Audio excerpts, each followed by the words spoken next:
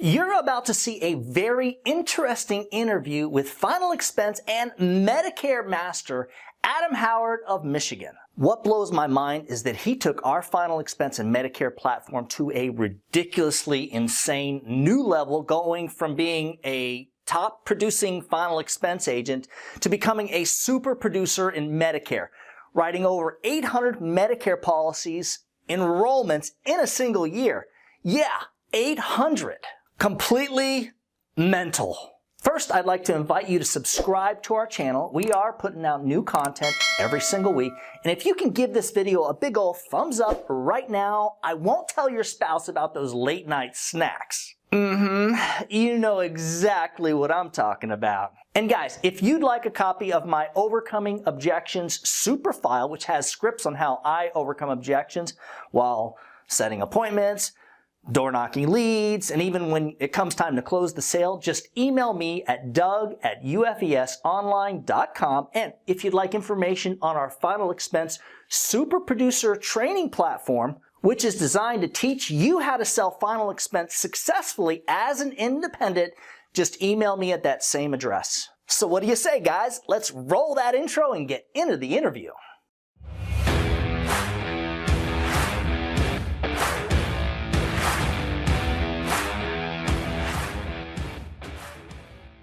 Hey guys, today we've got a special guest, a gentleman who is the producer's producer. We're going to jump right into it. Man, welcome Adam Howard. Glad to be on, Doug. Glad to be on. You know, it's funny. You know, I years ago, my wife and I had seen some of your videos on YouTube. So it's kind of cool to be, on with you. So I just wanted to throw that out there. Dude, I appreciate that. Thank you very much. That's awesome. I want to jump right in. I want to kind of get personal right from the start, maybe a little bit, not too much. I'm not going to ask you to give away any top secrets, but we do want to talk about what you do, your success, how it all came along. So maybe we could start with when were you originally licensed? When did you get your insurance license? And maybe were you recruited? How did you start? What business did you start in with your license? Yeah, it's an interesting question. Actually, I believe it was in 2014, late 2014, I believe, when I got my license. My wife and I had been recently married, and we had a friend of a friend through a church acquaintance that, she's like, yeah, you need to meet this guy. He's really cool. So I came out and explained why I needed life insurance, and then showed me the Primerica opportunity. And so I got recruited into an MLM, and a couple months in, I got my license right away, but I realized this is not the way I want to go about doing my business. So long story short, I didn't last long there. I quickly started looking for a better way to go about it, but that's how I got my license. Okay. Yep. Yeah. And so how soon after did you find final expense sales? It had been a while. I started doing my research and looking at different, ways to go about it, different niches within the industry, and again, doing a bunch of reading, watching a bunch of YouTube videos and reading articles. And so all kinds of things. So it's probably really I think a couple years after that before I really decided to make a jump into final expense. I had been thinking about mortgage protection possibly, or Medicare even, but final expense is where I landed. Okay, yep. Great. So, and this is where I'm going to ask you to maybe share a little bit about your before and after story. What was it like when you first got into the business? How were things financially for you as compared to where you're at today? Starting out, one of the reasons it took a while to get into the business is because I knew I wanted to prepare to fail. I knew that learning a new skill set was going to require a lot of effort, a lot of really getting out there and experiencing what it's like to do that, right? So get in front of people, have opportunities to produce, and I knew it would cost money. So I had been saving and get myself in a position to be able to do that. So to say we were comfortable financially, I think would be an honest statement. But were we by any means well off? No, definitely not. I mean, I drove a beater for probably a good year in the business just to make sure that I got my foundation down. But fast forward just a few years, I mean, we're in a situation that only could have dreamed that we'd be in, and the exciting thing is the trajectory that we're on is just it's getting the incline is starting to kind of, I mean, we're just climbing at a rapid pace, I guess is what I'm saying. I mean, we are on our way to some great things. So it's exciting. Okay. Yeah. Interesting. So, I know, let's kind of jump into you. I know you do Medicare. Yeah. You started with final expense. So we're going to talk a little bit about final expense, and then I'm going to ask you a little bit about the Medicare stuff. So with final expense, I'm just going to ask you, what kind of numbers, how many sales do you make on an average week? Just final expense. And what kind of annualized premium, like weekly or monthly, are you capable of doing by using our system? Yeah, a great question. A lot of people don't realize that I started in final expense and did very well at it quickly. So I'm not really actively running leads for final expense at this point. But when I started, I knew I'd again done my research and listened to people that had done it before me and didn't try to reinvent the wheel. So I got on a direct mail fixed price lead program and was working 25 leads a week. Was producing about 5,000 to 6,000 a week in premium. But I was exhausting those leads. I mean, I was doing what many agents don't want to do, right? I would show up at a house 5, 6, 7 times to door knock it. And I would do that until they told me I'm going to call the cops, get out of here, don't ever come back. Or they sat down and gave me an opportunity to present. So I was working leads to exhaustion and producing 5,000 to 6,000 a week on 25 direct mail leads. And I knew I wanted to get my foundation down, right? Do every part of it, from appointment setting to door knocking to everything, and make sure I was good. So yeah, that's where I started with final expense and kind of scaled it up from there. I think that's the exciting thing is it's so scalable, right? You get your foundation down and your skill set down, just the sky's the limit. Okay. So 5,000 to 6,000 in annualized premium. So that's probably, it's got to be around 8, maybe 10 applications. Sometimes maybe a little bit less, maybe a little more on other 8 to weeks. 10 apps, exactly. And so would you call to book up appointments and then door knock in between? I'm assuming it's what it sounds like you did. Exactly. Yeah, I would call. I would skim the cream off the top, if you would. I would take the low hanging fruit. I'd book the appointments with people that wanted to book. Would pick the phone up actually, and then everybody else that hung up on me or didn't pick the phone up, they would get a pleasant visit from me, from yours truly, and I would just rinse and repeat. Okay. So now I gotta ask you about this. So you're not actively targeting the final expense market. Is that because are you selling insurance? Did you switch over to Medicare?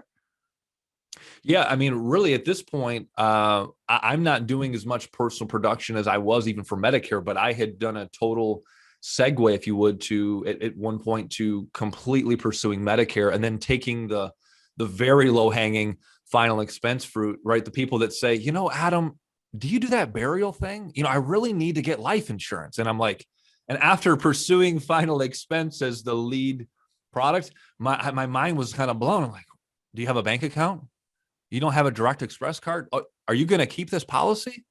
They're like, yes. I'm like, okay. So those are the people I started to write at that point. But yes, to answer your question, I had eventually segued to completely pursuing Medicare and just selling the final expense that would come across my table.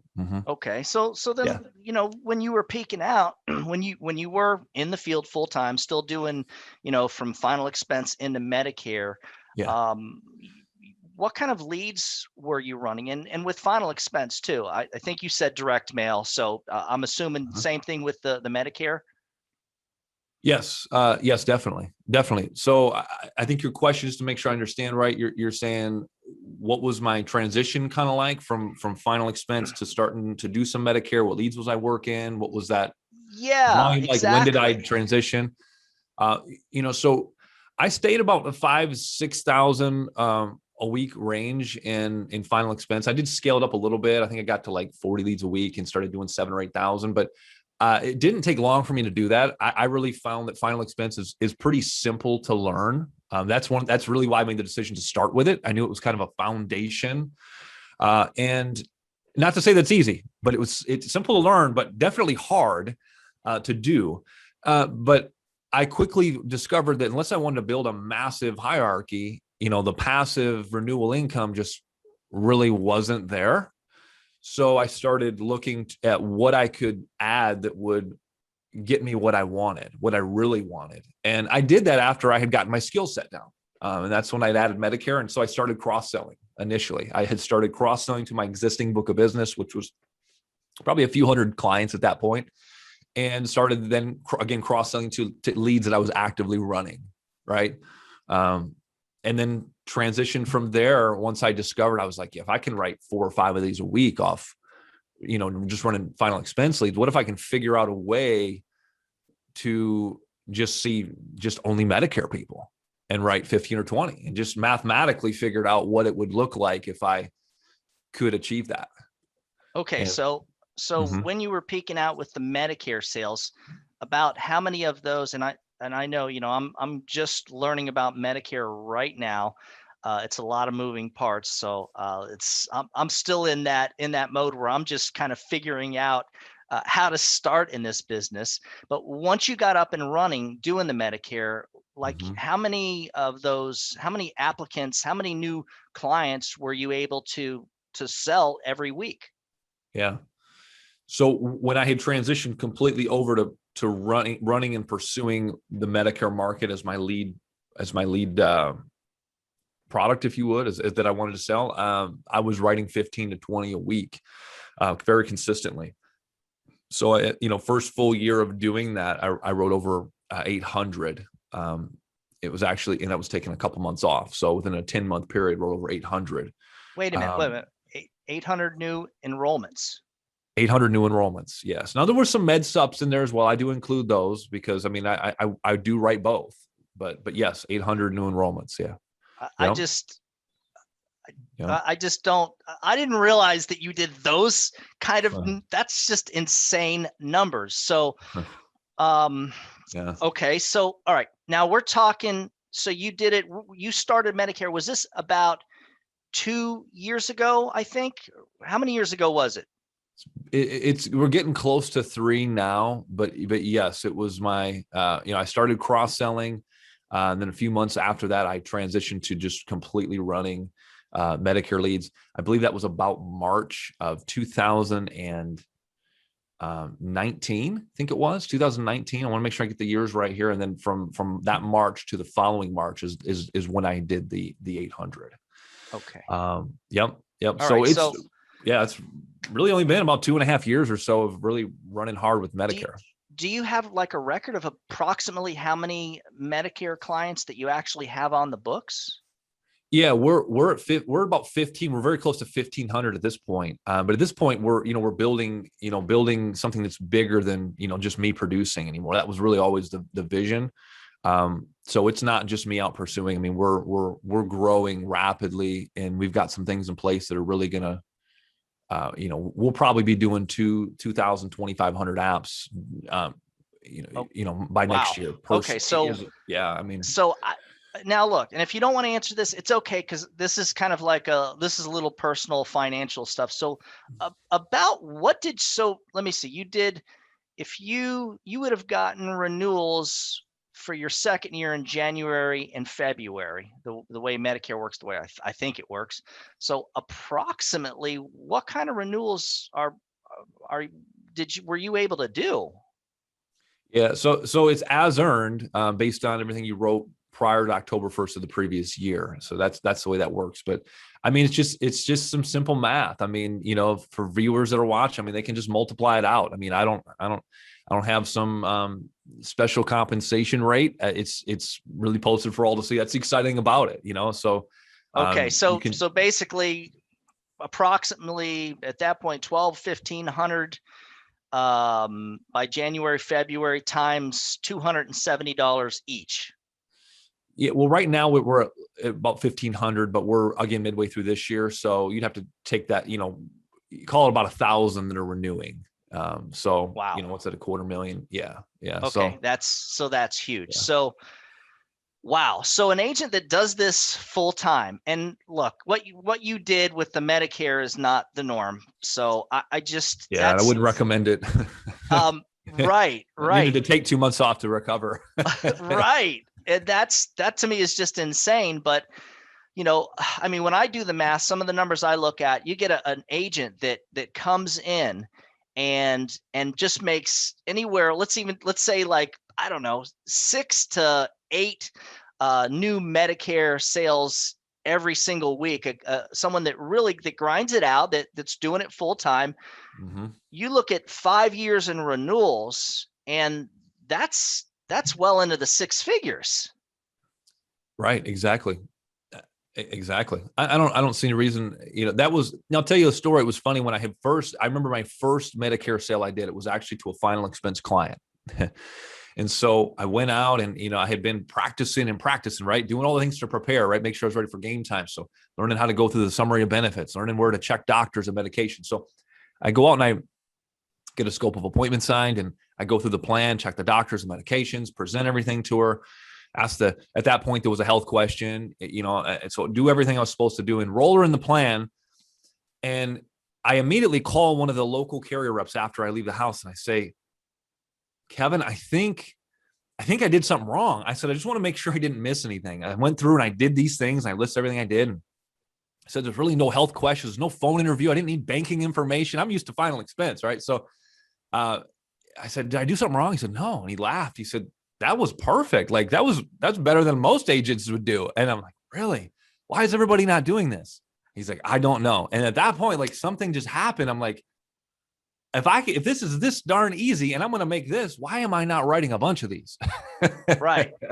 And yeah, and so for those of you who are maybe getting in the business or even kind of considering going from life insurance or final expense sales into the Medicare, the difference is, as a life insurance agent, we have to do some field underwriting. So you actually have to get the client approved, as to where with the Medicare I know with Medicare Advantage, it's not about getting them approved. They're going to get approved. You just got to enroll them into a plan that makes sense based on their situation. Am I right with this? Right. Yeah. I think that's a fair assessment.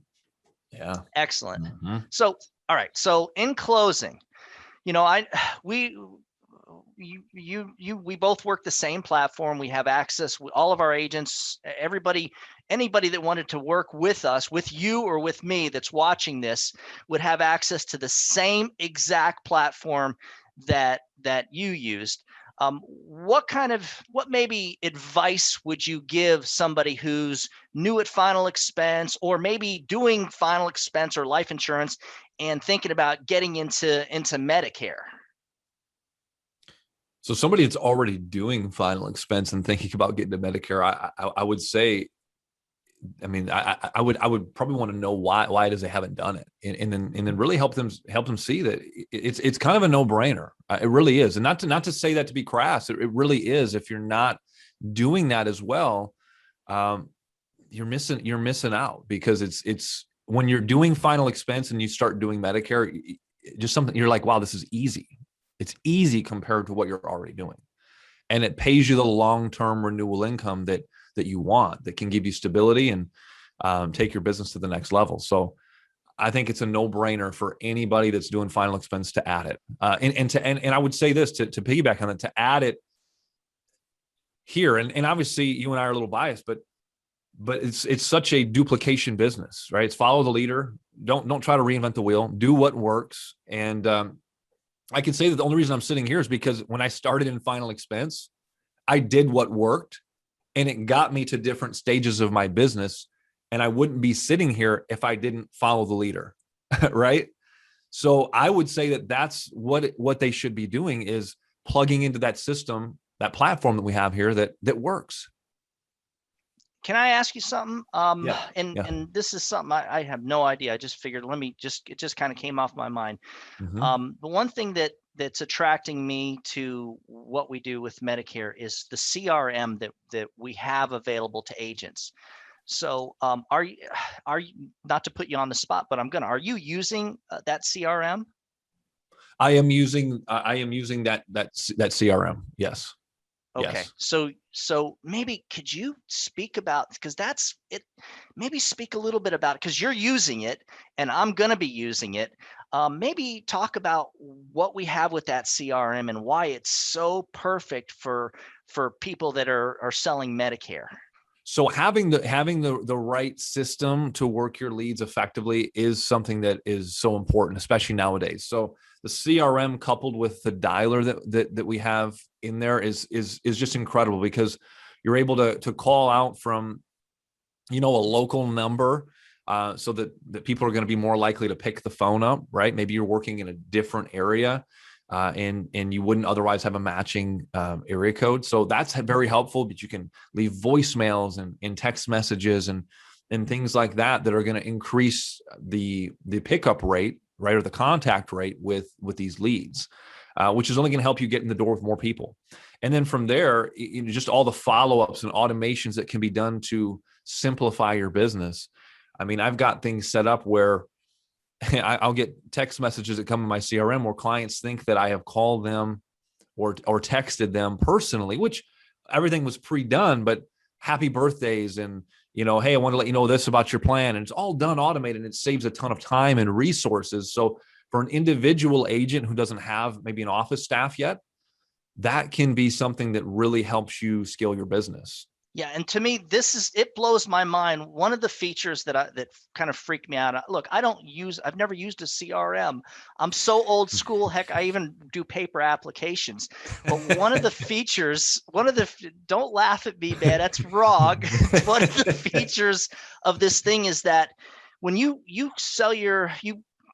enroll a client into a new Medicare plan, what this thing will do is you can pre-record different messages so that 30 days later, a voicemail goes past the client's ringer into their voicemail, a voice message that you pre-recorded, basically saying, hey, it's me, Howard. I'm your insurance agent. I just want to make sure everything is good with your plan. If you have any questions, please give me a call. And then you can do that for you can have different messages all pre-set up for holidays, birthday.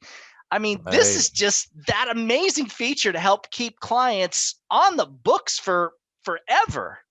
Right. Exactly. I agree. It's powerful. Awesome. Yeah. So, Adam, I want to thank you again for coming on and sharing all this stuff with us. I really, really appreciate it. Once again, guys, you just saw the amazing Adam Howard. Glad to be on, Doug. Thank you.